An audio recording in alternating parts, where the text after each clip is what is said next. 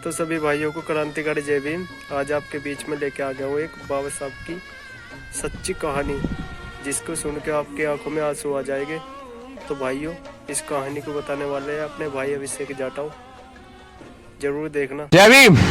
साथियों, आप सभी के सामने आज बाबा साहेब अम्बेडकर के जीवन की वो सच्ची घटना, जो महज एक कहानी नहीं है, वो घटनाक्रम है जो बाबा साहेब अम्बेडकर के जीवन में घटा। ये पीड़ादायक कहानी, अगर आप इसको सुनेंगे तो आप इसको महसूस कीजिएगा कि वो पीड़ा क्या रही होगी। जो पीड़ा बाबा साहेब अम्बेडकर ने महसूस की, उनके साथ किसी एक और व्यक्ति ने महसूस की जिसने अपनी जान गंवा दी। आप इस पूरी कहानी को सुनिएगा, आपको पता लगेगा कि बाबा साहेब अम्बेडकर के लिए किसी ने, जब बाबा साहेब अम्बेडकर पहली बार वापस भारत लौटे थे बैरिस्टर बनके, तो किसने उनके लिए जान गंवाई और क्यों गंवाई। मैं ये कहानी आप सभी के सामने पेश कर रहा हूं। ये कहानी बड़े आप ध्यान से सुनिएगा।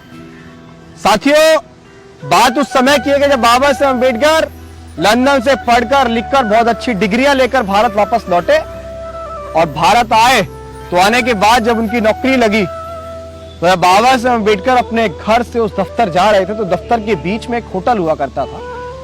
तो बाबा साहेब अम्बेडकर ने उस होटल पे रुककर वहां से पानी मांग लिया। तो उस होटल पे एक छोटा सा बच्चा था जिसकी उम्र ऐसी 9-10 साल रही होगी। उस बच्चे ने गिलास उठाया और वो बाबा साहेब अम्बेडकर के लिए पानी भरने लगा। तो जो उस होटल का मालिक था, उस होटल के मालिक ने उससे पूछा कि तू कहां जा रहा है। तो उसने बताया कि हमारे ही नजदीक में जो दफ्तर है, वहां जो बैरिस्टर बैठते हैं, उन्होंने मुझसे पानी मंगाया है, मैं उनके लिए पानी लेके जा रहा हूं। आप यकीन मानिएगा कि उस होटल के मालिक ने उसके कान पे 2 थप्पड़ जड़ दिए। उसने कहा कि तू मेरा धंधा बंद करवाएगा, तू मेरा होटल बंद करवाएगा, कोई मेरे होटल पे खाना खाने भी नहीं आएगा, पानी तो दूर की बात है। और ये सारा वाकया ऐसा ही एक पेड़ हुआ करता था। उस पेड़ के किनारे बैठकर सोनबा येवले नाम का एक व्यक्ति था।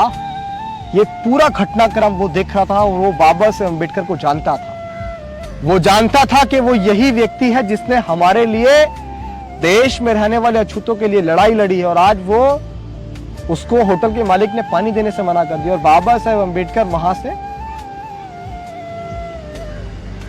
जाने के लिए बढ़ने लगे। तो वो सोनबा येवले जो था, वो मटकी लेके अपने गांव से पानी लेकर बाबा साहेब की ओर जब तक आने लगा, जब तक बाबा साहेब अम्बेडकर गाड़ी में बैठकर वहां से जा चुके थे। जब सोनबा येवले पीछे पीछे भगा, साहब ने उसकी आवाज नहीं सुन पाई और साहब चले गए।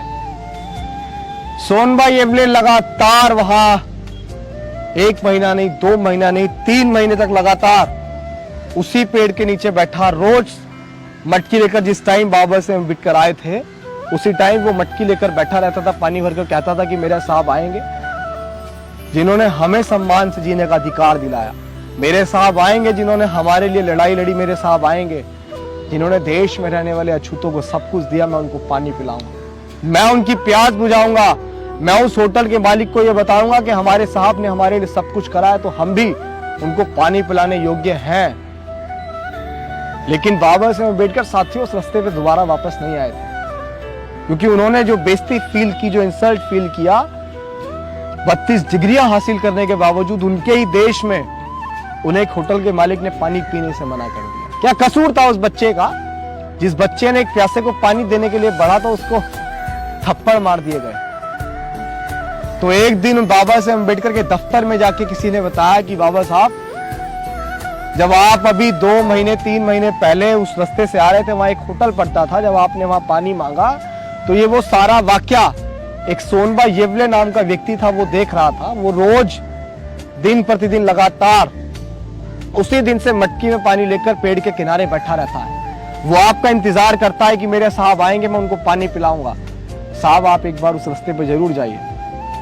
वो बहुत पीड़ा महसूस करता है कि मैं अपने साहब को पानी नहीं पिला पाया और साहब चले गए। इतनी बात सुनकर बाबा साहेब उसी पल, उसी क्षण अपने दफ्तर को छोड़ उसी रास्ते, उसी पेड़ के नीचे पहुंचे। तो बाबा साहेब अम्बेडकर ने देखा कि उस पेड़ के नीचे वो मटकी, एक मटकी फूटी हुई है, वहां कोई व्यक्ति नहीं था। तो बाबा साहेब अम्बेडकर ने आसपास से लोगों से पूछा कि भाई यहाँ कोई व्यक्ति बैठता था?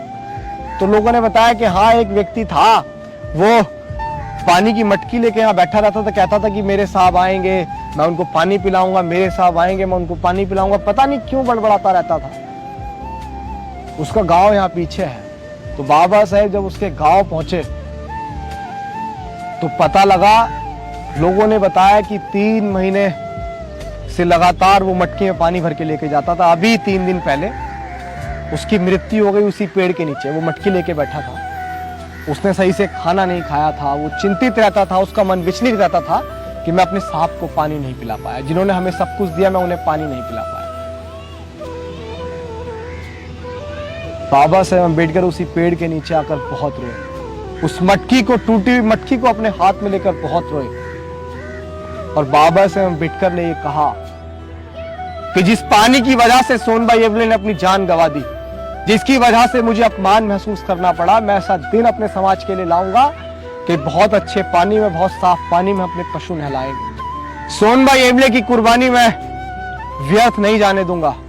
मैं अपने समाज को इस स्तर तक लेके आऊंगा कि उनको किसी से पीने के लिए पानी मांगने की जरूरत नहीं पड़ेगी, साफ पानी के लिए दर दर भटकना नहीं पड़ेगा। आप महसूस कीजिए मेरे समाज के लोगों कि महज पानी की वजह से सोनभाई एवले ने अपनी जान गंवा दी और बाबा साहेब अम्बेडकर ने कितनी पीड़ा सही। ना जाने कितनी कहानियां हमारे बीच तक पहुंची भी नहीं है। ये मूवमेंट, ये मिशन, ये विचारधारा बहुत कुर्बानियों के बाद यहां तक पहुंचा। हम लोग ऐसे नहीं कहते हैं कि भाई आप मिशन में आइए, मिशन में जुड़िए, मिशन में काम कीजिए। इसके लिए कुर्बानी दी है बहुत सारे लोगों ने। इन कुर्बानियों को जाया मत जाने दीजिए। मिशन किसी एक व्यक्ति की जिम्मेदारी नहीं है, ये सभी की जिम्मेदारी है। उम्मीद करता हूं कि इस सच्ची घटना को सुनकर आप अपने जीवन में बाबा साहेब अम्बेडकर की मूवमेंट को उतारने का प्रयास करेंगे। जय भीम, जय भारत, जय संविधान।